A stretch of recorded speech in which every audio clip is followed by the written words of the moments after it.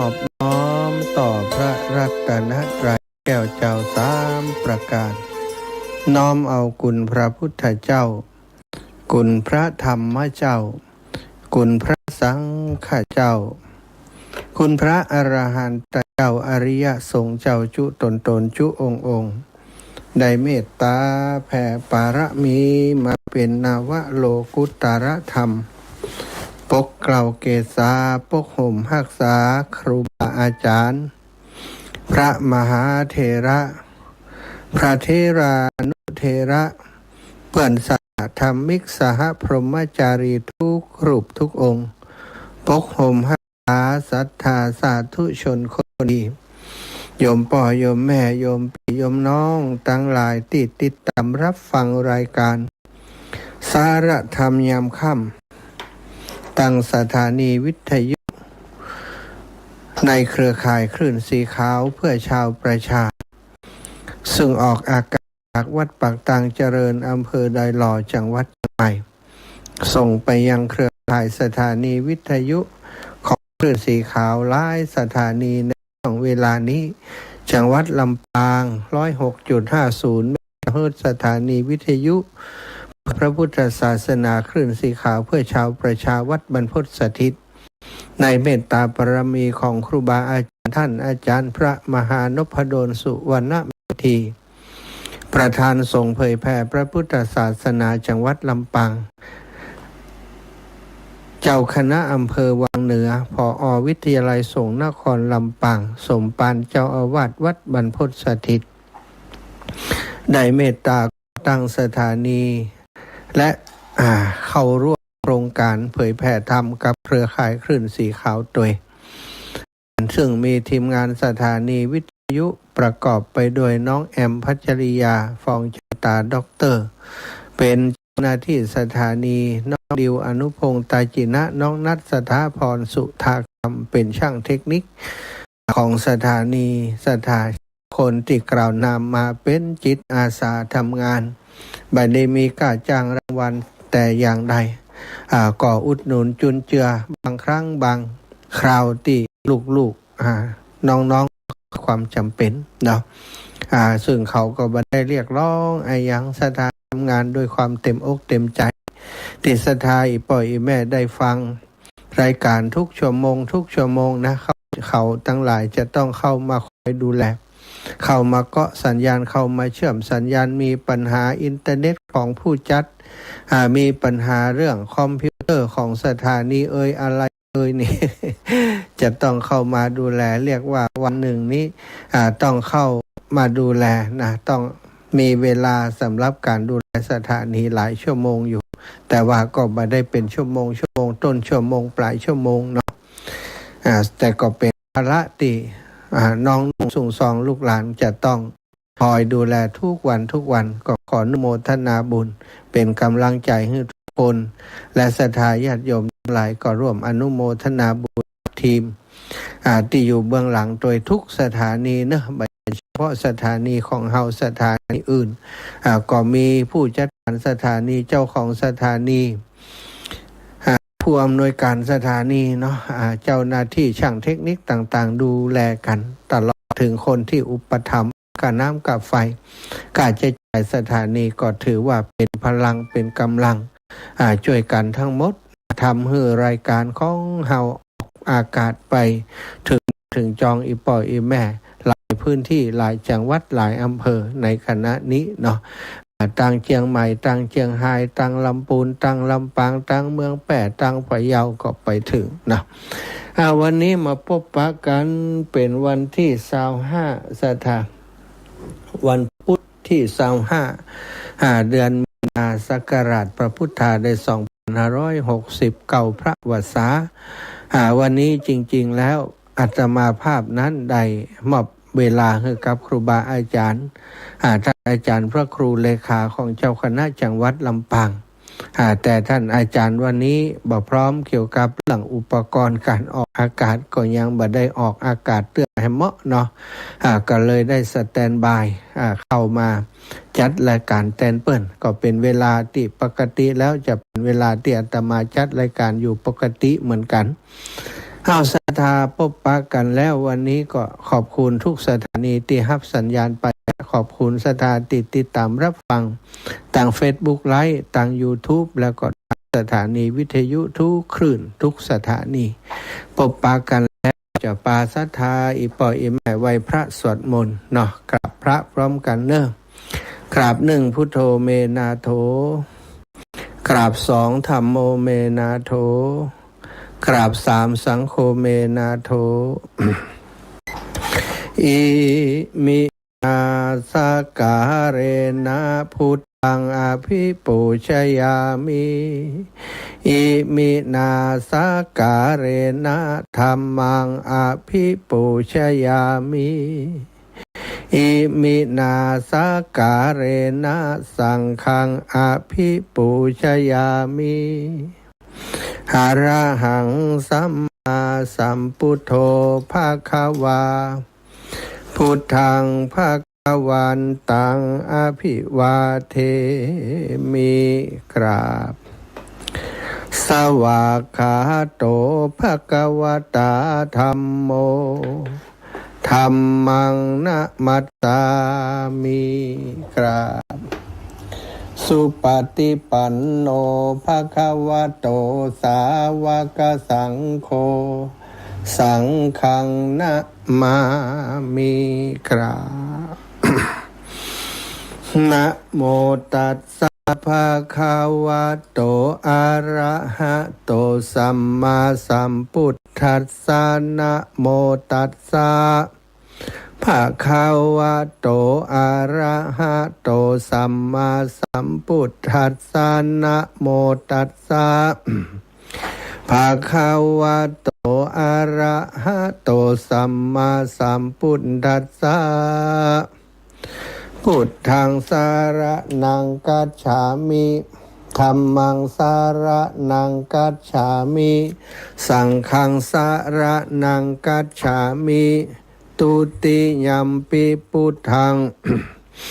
สารนังกัจฉามิตุติยัมปิธัมมังสารนังกัจฉามิตุติยัมปิสังฆังสารนังกัจฉามิตาติยัมปิพุทธังสารนังกัจฉามิตาติยัมปิธัมมังสารนังกัจฉามิตาติยัมปิสังฆังสารนังกัจฉามิ อิติปิโสภะคะวะอะระหังสัมมาสัมพุทโธวิชชาจารณะสัมปันโนสุขโตโลกาวิทูอนุตตโรปุริสัทธัมมะสารถิสัทธาเทวมนุษสานังพุทโธภาคาวาติสาวาคาโตภาคาวาตาธัมโมสันทิฏฐิโกอากาลิโกเอหิปัสสิโกโอปันนายิโกปัจจตังเวทิตาโพวินยูหิติสุปฏิปันโนภาคาวะโตสาวกสังโฆอุชุปฏิปันโนภาคาวะโตสาวกสังโฆยายาปฏิปันโนภาคาวะโตสาวกสังโฆสามิจิปฏิปันโนภาคาวะโตสาวกสังโฆยะทิทางจัตตาริปุริสายุคานิ อัฏฐปุริสปุคลาเอสะภะคะวะโตสาวกสังโฆอาหุนายโยปาหุนายโยทักขินายโยอัญชลิกระนิโยอนุตตรังปุญญเขตังโลกัสสาติกราบพระพร้อมกันกราบหนึ่งพุทธังวรันตังสิรสานะมามิกราบสองธัมมังวรันตังสิรสานะมามิกราบสามสังฆังวรันตังสิรสานะมามิ ไหว้พระสวดมนต์ทำวัดเย็นโดยกันเรียบร้อยแล้วเนาะต่อไปก็จักได้สนทนาสาระธรรมกับศรัทธาเอาธรรมะเอาสาระเอาสิ่งที่เป็นประโยชน์สิ่งละอันพันละน้อยมาฝากมาแบ่งมาเป็นข้อคิดสะกิดเตือนใจซึ่งกันและกันเนาะการสนทนาธรรมหรือว่าการแสดงธรรมนะเป็นสิ่งที่เป็นหน้าที่ของพระภิกษุสงฆ์ในพุทธศาสนาห้ามเฮียนมาเต่าใดมีความรู้เต่าใดสามารถแบ่งปันบอกกล่าวกับสัทญาติโยมก็จะเป็นประโยชน์แก่ตัวเองแก่ญาติโยมและแก่พระศาสนาที่เรียกว่าเป็นการเผยแผ่น้ำธรรมคำสอนเนาะถึงแบบเป็นธรรมะลึกซึ้งแต่ว่าเป็นธรรมะเป็นข้อปฏิบัติซึ่งอิงเอากับเรื่องราวต่างๆที่มีมาในพระไตรปิฎกที่พระพุทธองค์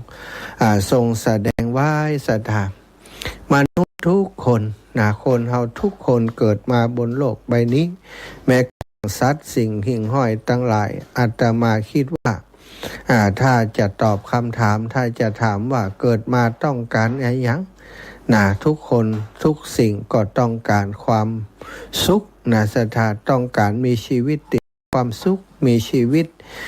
ที่บ่ต้องเดือดร้อนอะไรยังบอกว่าจะเป็นเรื่องกินเรื่องอยู่เรื่องการดำรงชีวิตต่างๆเป้าหมายของมนุษย์ก็คือความสุขศรัทธาญาติโยมความสุขของแต่ละคนก็บ่เหมือนกัน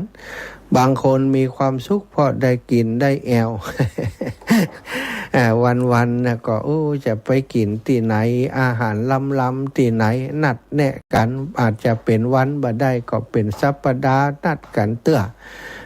บางคนก็ปูนสัปดาห์นัดกันเดือนหนึ่งเตื้อบางเตื้อ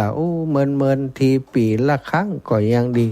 ชอบกินอาหารอย่างนี้สมมุติว่าคนชอบกินหูฉลามเนาะคนชอบกิน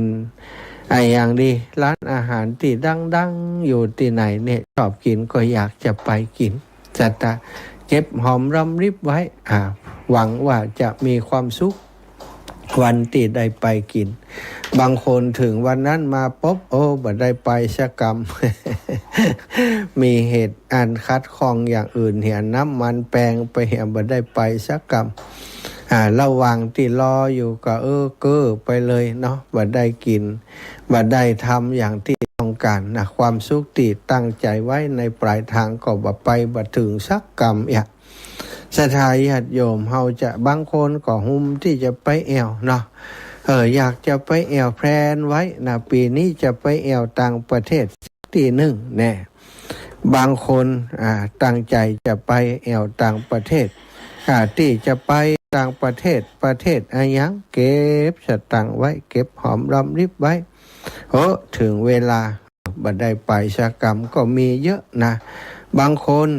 ก็สมปรารถนาสมกรรมปรารถนาได้ไปสถานแต่ว่าไปแล้วก็บ่หันมีความสุขเหมือนที่ตั้งใจไว้บ่เป็นอย่างที่คิดสักกรรมอย่างเงี้ยบางทีความสุขของเราเนาะเขาตั้งความสุขไว้ไกลตัวเกินไปคิดว่าถึงเวลาแล้วเราก็จะได้ไปอยากจะได้ไปแอวอย่างมีความสุขศรัทธาคนจำนวนมากใช้ชีวิตราวกับว่ากำลังเลื่อนความสุขออกไปรอวันที่มีเงินมากพอรอวันที่ปัญหาต่างๆหมดไปรอวันที่ทุกอย่างลงตัวถึงจะมีความสุข ศรัทธาคนส่วนใหญ่เป็นอย่างนี้ซึ่งในความเป็นจริงนั้นวันที่เรารอนั้นอาจจะบ่มีอยู่จริงก็ได้ถึงวันจริงๆมาเขาอาจจะไม่มีความสุขอย่างที่เราคิดไว้ก็ได้หรือว่าอาจจะมีความสุขมากกว่าที่เราคิดไว้ก็ได้แล้วแต่อย่างใดก็ตามสิ่งที่เราต้องการนั้นศรัทธอย่ารอให้ชีวิตดีแล้วค่อยมีความสุขจงมีความสุขแม้ชีวิตจะยังบ่สมบูรณ์ศรัทธาญาติโยมถ้าเฮาบ่รอให้ชีวิตดีแล้วค่อยมีความสุขนี่เฮาก็สร้างความสุขในระหว่างที่เฮายังบ่มี ทรัพย์สินเงินคำเฮายังบ่มีนักหนาแต่เฮาก็มีความสุขในการใช้ชีวิตในแต่ละวันมีความสุขในการได้ทำงานในแต่ละวันได้ทำหน้าที่ของตัวเองให้ดีที่สุดในแต่ละวันวันนี้ได้ช่วยคนนั้นคนนี้เล็กๆน้อยๆก็มีความสุขวันนี้ได้มีโอกาสปะพระสงฆ์องค์สังฆเจ้าได้ใส่บาตรได้ฮือทานบางครั้งบางทีใบมีโอกาสวันพระตรงกับวันหยุดพอดีไปวัดไปว่าได้รับศีลหรือว่าบางทีบ่ได้ไปอย่างอันแต่ว่าถือโอกาสว่าวันนี้วันหยุดนั่งสมาธิดูลมหายใจอานาปานสติศรัทธาอยู่กับตัวเองละโลกโซเชียลออกไปละสิ่งแวดล้อมที่มันทำมากวนใจของเฮานั่งดูอารมณ์ของตัวเก่านั่งดูลมหายใจของตัวเก่าในแต่ละวันเว้นที่มีเวลาว่างศรัทธาอย่างนี้ก็ถือว่าเฮาได้สร้างความสุขคือในชีวิตเฮาบ่รอความสุขเฮาบ่รอถึงเวลาก่อนมีความสุขอย่างบางคนที่อยากได้บุญก็รอก่อนเดี๋ยวก่อนถึงเวลาก่อยไปวัดก่อยทำบุญจริงๆแล้วอันตัวบุญอันตัวความสุขจากการทำบุญนั้นศรัทธาญาติโยมบ่จำเป็นต้องไปที่วัดที่ไหนก็ได้ที่เฮามีโอกาสสร้างโอกาสให้ตัวเขาในการช่วยเหลือเจือจุนแก่ผู้อื่นถ้ามันเป็นไปได้ทำไกลวัดไกลวาถ้ามันสามารถใส่บาตรได้ก็ยิ่งดีแต่ถ้ามันบ่ได้ก็หมายความว่าเฮาไม่ได้ฮือทานเฮาก็รักษาศีลได้เฮาไม่ได้ฮือทานเฮารักษาศีลได้เฮาปฏิบัติได้อยู่ที่บ้านที่จองของเฮาซึ่งถือว่าเป็นสิ่งที่ดีกว่าการฮือทานด้วยซ้ำไปถ้าการรักษาศีลของเฮาเป็นการรักษาศีลด้วยความตั้งใจจริงแบบต้องการจะอวดไผ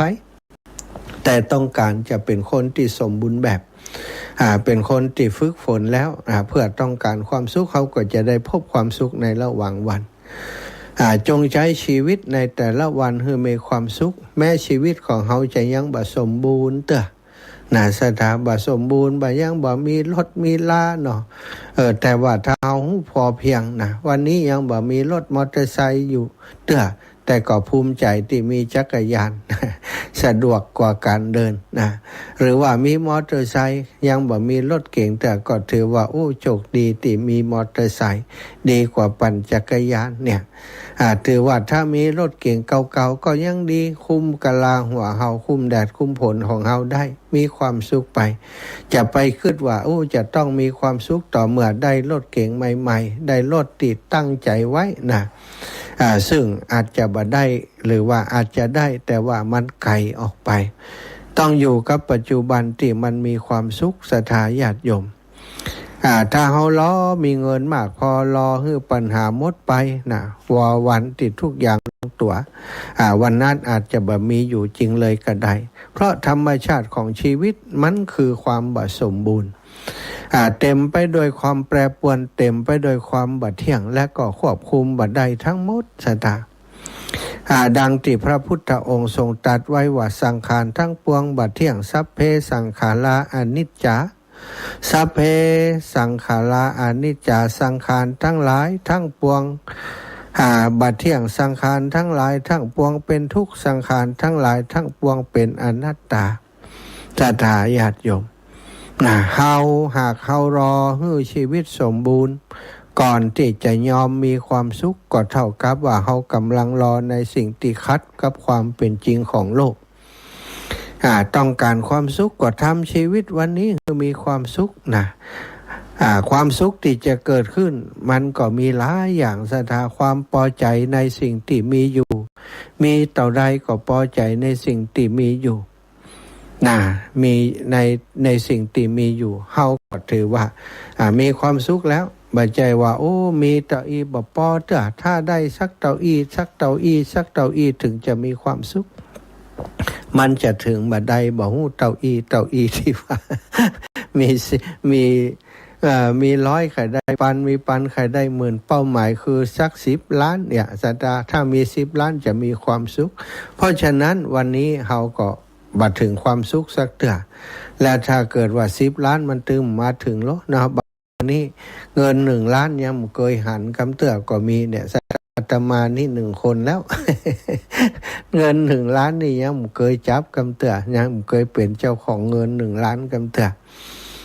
ศรัทธาญาติโยมถ้าเขาคิดว่าถ้ามีเงิน1 ล้านถึงจะสุขจะมีความสุขเนี่ยมันก็ไกลความเป็นจริงจะต้องมีความสุขในวันนี้มีต่อได้ถ้าเขาพอใจเต่าที่มีเขาก็มีความสุขถ้าหากเขารอให้ชีวิตสมบูรณ์ก่อนที่จะมีความสุขก็เท่ากับว่ามันขัดกับความเป็นจริงเพราะความเป็นจริงคือโลกนี้มันบัดเที่ยงมันมีอะไรอย่างจะเที่ยงเลยสิ่งที่เฮาหวังนี่จะเป็นไปได้บ่ได้มันบ่ฮู้ศรัทธามันบัดเที่ยงถึงความปรารถนาของเฮาบัดเที่ยงถึงตัวของเฮานี่จะจากไปวันใดคืนใดก็บ่ฮู้นี่แต่ละวันแต่เวลานี้มีโอกาสจะจากไปกันทุกคนโรคภัยไข้เจ็บต่างๆอุบัติเหตุการณ์หรือว่ากรรมแต่อดีตที่มีคนปองร้ายหมายหัวใคร มันเกิดขึ้นได้ทั้งนั้นศรัทธาญาติโยมบางทีเอาไปอย่างไผแต่ไปเจอคนเข้ามันบัดแน่นอนชีวิตพระพุทธองค์ทรงสอนคือว่าความสุขที่แท้จริงบัดได้เกิดจากการครอบครองทุกอย่างแต่เกิดจากการจากใจที่หู้เท่าทันทุกอย่างแล้วก็ปล่อยวางศรัทธาญาติโยมต้องเข้าใจคำนี้พระพุทธองค์ทรงสอนไว้ว่าความสุขที่แท้จริง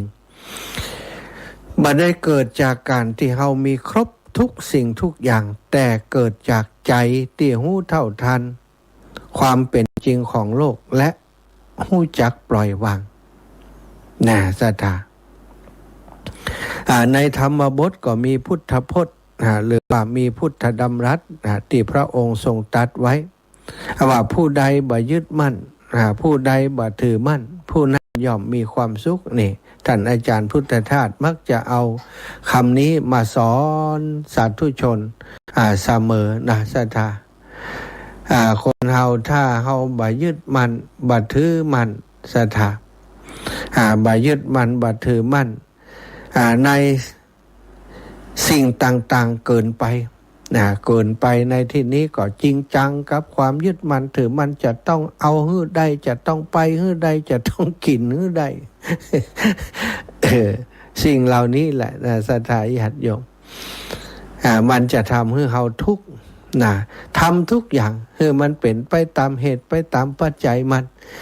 อย่างเราปลูกข้าวเนี่ยปลูกข้าวทำนาปลูกข้าวนี่เราไม่จำเป็นจะต้องไปปรารถนาว่าจะต้อง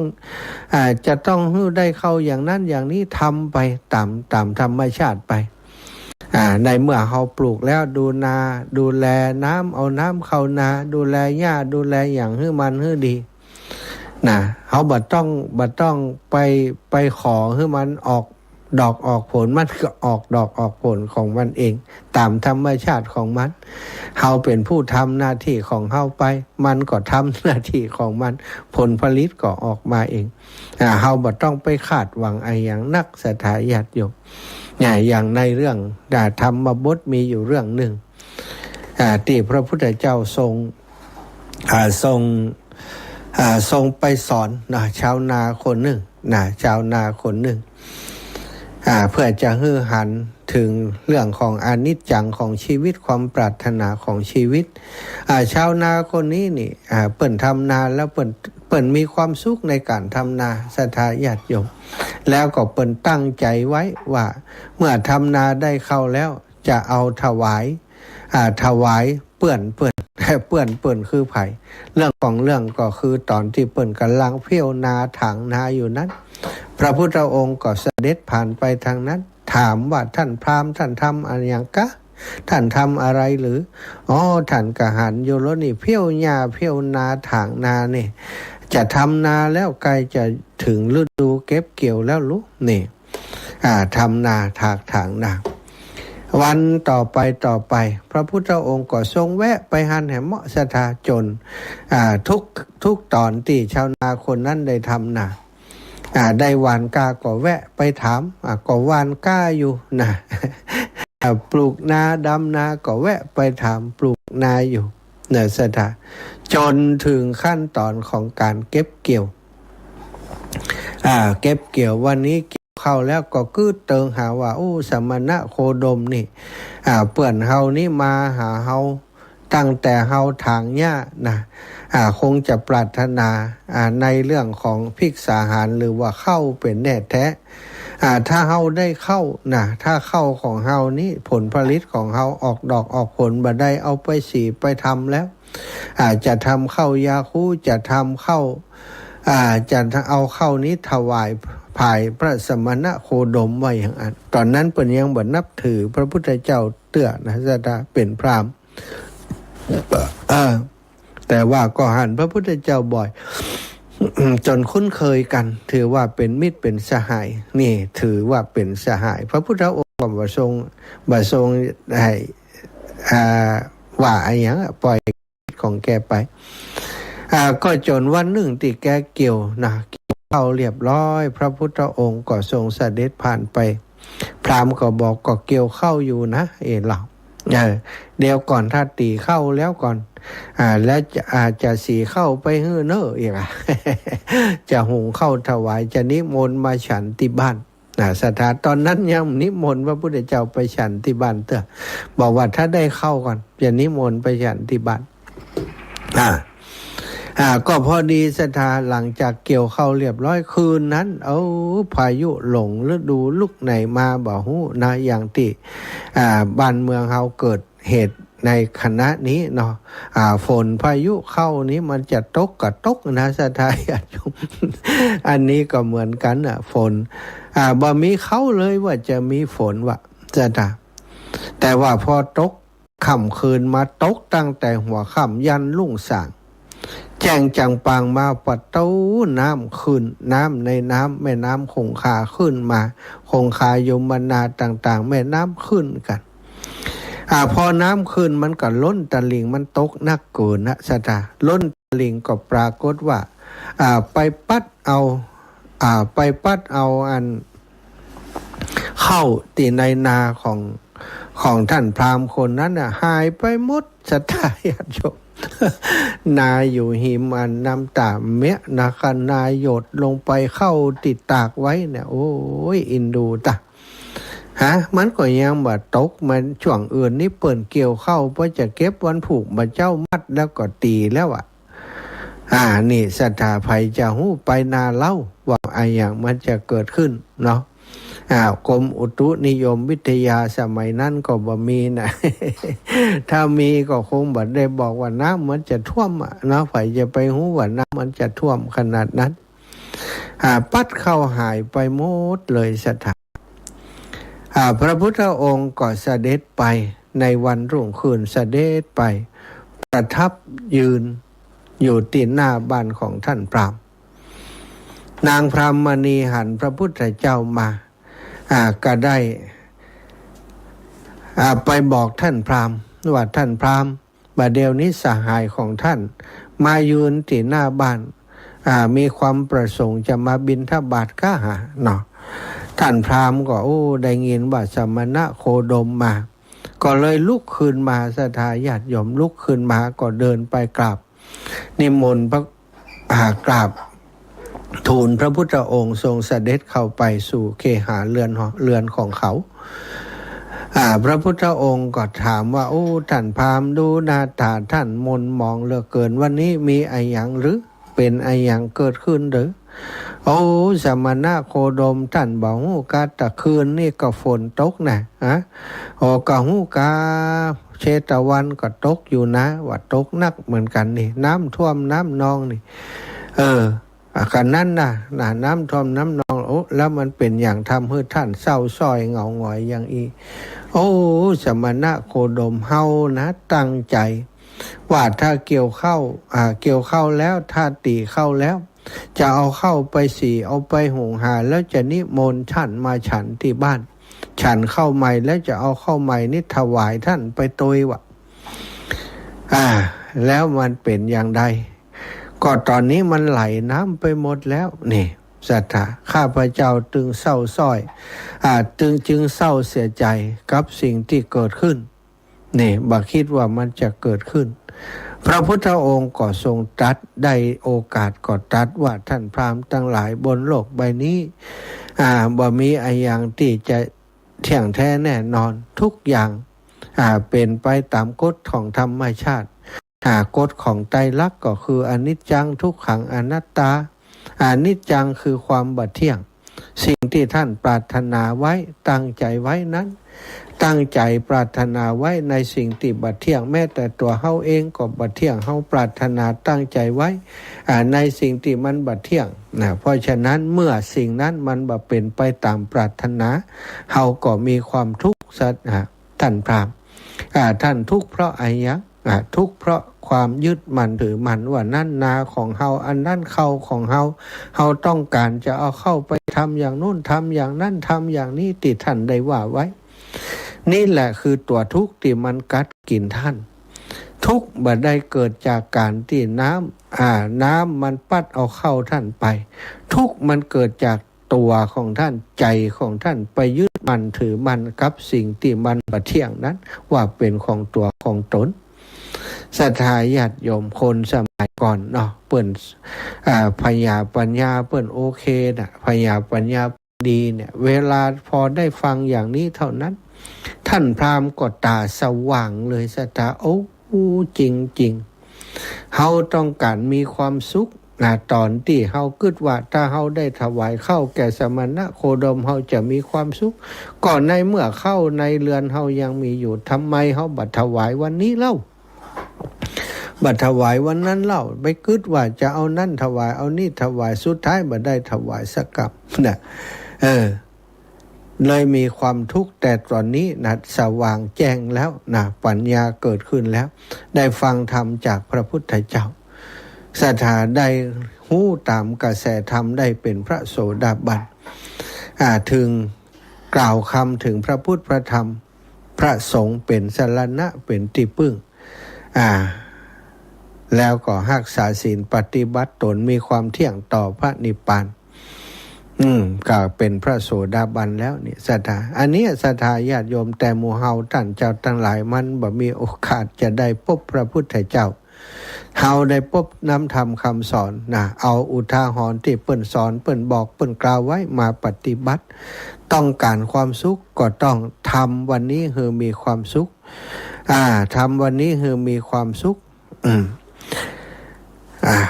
ลองมองดูชีวิตคือลึกลงไปลมหายใจที่ยังมีร่างกายที่ยังเคลื่อนไหวได้โอกาสที่ยังมีให้แก้ไขสิ่งเหล่านี้ล้วนเพียงพอสำหรับความสุขในปัจจุบันอย่าปล่อยให้ใจของเฮาหลอกตัวเองว่าเดี๋ยวค่อยมีความสุขศรัทธา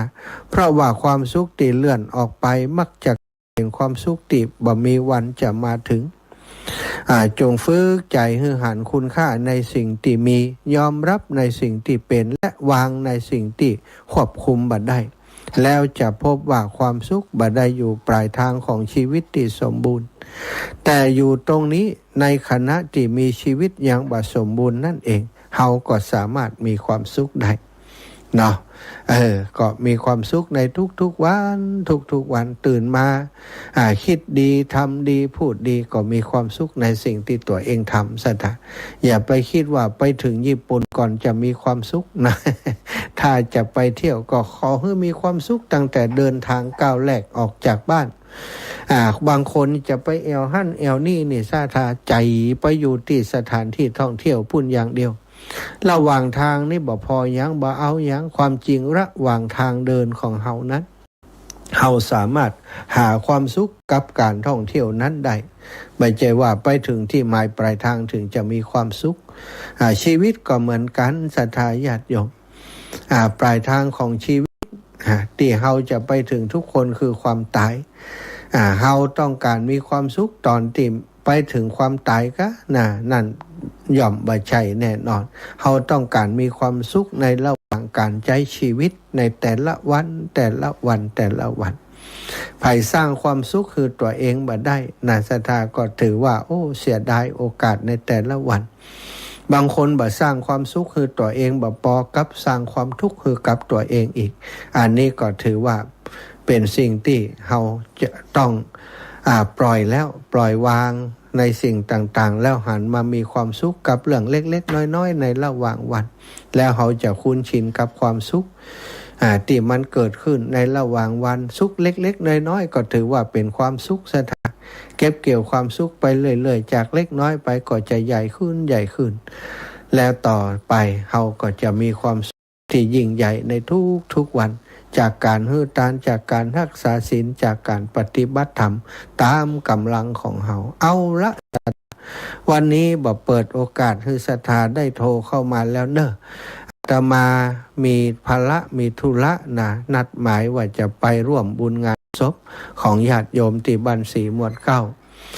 ตอนนี้จัดรายการมาถึง19:44 นาทีจากนี้ไปก็จะเปิดเพลงสารธรรมให้ศรัทธาญาติโยมได้ฟังแล้วอาตมาจะขออนุญาตเดินทางไปงานศพแล้วก็คงจะตันเปิดสวด2 ทุ่ม แม่บัวเย็นจันทบอยู่ที่บ้านเตรียมตัวเลยเนอะเอาละศรัทธาลาไปก่อนโดยเวลาเพียงเท่านี้ขอความสุขความสัสดีจงมีแก่ศรัทธาสาธุชนทุกคนทุกท่านจัตตารโอธัมมาวัฏันติอายุวันโนสุขังพะลัง